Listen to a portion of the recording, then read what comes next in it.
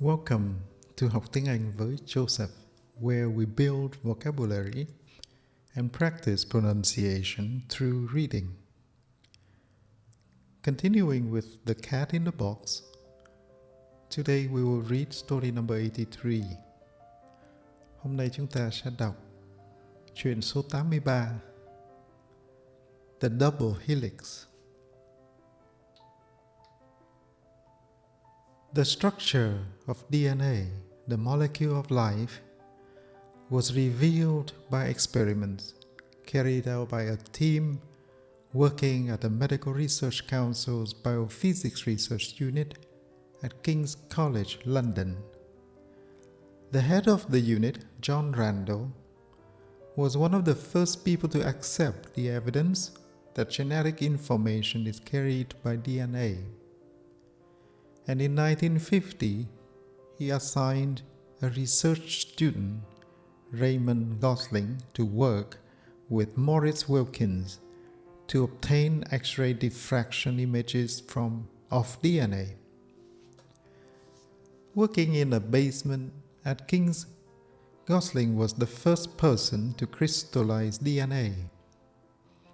He knew that it was then just a matter of time before the structure of the molecules would be revealed.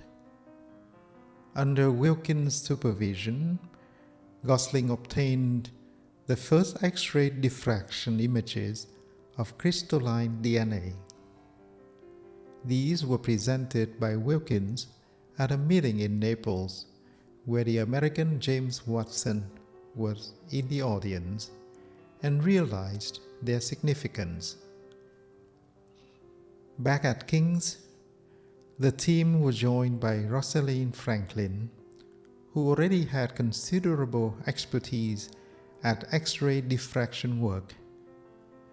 Randall was particularly eager to bring her on board because she doubted that Wilkins and Gosling had the expertise to solve the problem of working out the structure of DNA from the spotty diffraction images. Armed also with new equipment, Franklin and Gosling obtained better images and discovered that there are two forms of crystalline DNA. When it is wet, it forms a long, thin fiber, but when it is dry, it is short and fat. These became known as the B-type and A-type, respectively. Because of the humidity inside cells, the B-type was expected to be more like the DNA found in living things. The X-ray diffraction photographs hinted at the structure of the molecules of DNA, but a great deal of analysis was required to work out the positions of the atoms in the molecules. Franklin, with Gosling, concentrated on solving this puzzle for the A-type, while Wilkins focused on the B-type.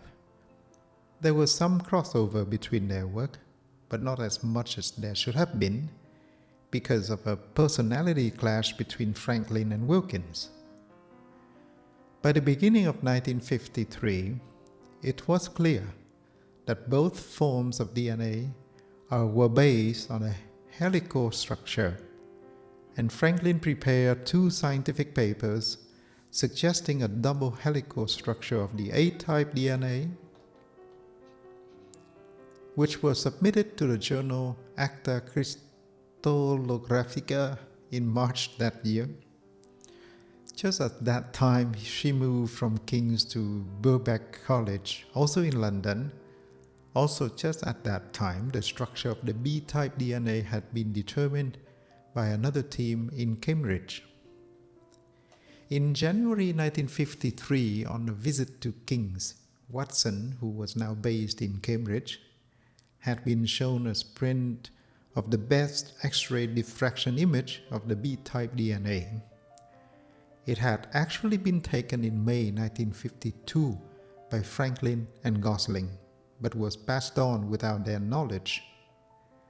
The image known as photo 51 showed the X-ray diffraction pattern of DNA in the highest quality available at that time, displaying a cross-shaped pattern that could only result from a helical structure. If one experiment could be said to have unlocked the secret of DNA, it was the one that produced this image. Back in Cambridge, Watson and his colleague, Francis Crick, who had together been puzzling about the structure of DNA for some time, tried building models of the molecule that would fit the image using Pauling's bottom-up approach.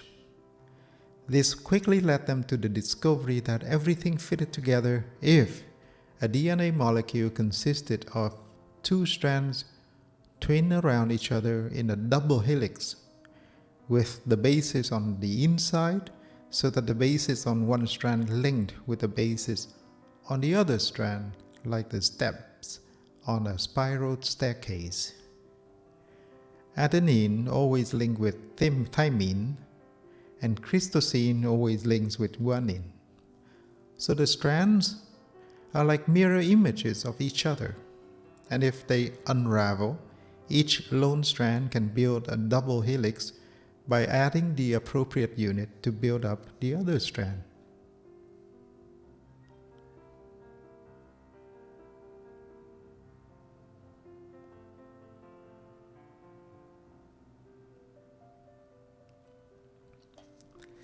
The structure also carries much more information than a boring repetition of a four-letter word. The A, T, C, and G can occur along the strand in any order, such as AATC, AGTC, AGGC, ATT, and so on, like a message in a four-letter code. This can carry a great deal of information, just as the two-letter Morse code or binary computer code can convey a great deal of information. Crick and Watson completed their model building on March the 7th, 1953, and sent a paper off to Nature. In 1962, Crick, Watson, and Wilkins shared the Nobel Prize in Physiology or Medicine for this work. Franklin, who had died of cancer in 1958, could not share the honor, as Nobels are never given posthumously. Moving on to the vocabulary section. Was in the audience, was in the audience, was in the audience. Crossover, crossover. Personality clash, personality clash. Cross-shaped pattern, cross-shaped pattern. Double helix, double helix. Mirror images, mirror images. Morse code, Morse code. Posthumously, posthumously. Thank you for listening and practicing. Remember, practice makes perfect. So I will see you in the next story. Bye for now.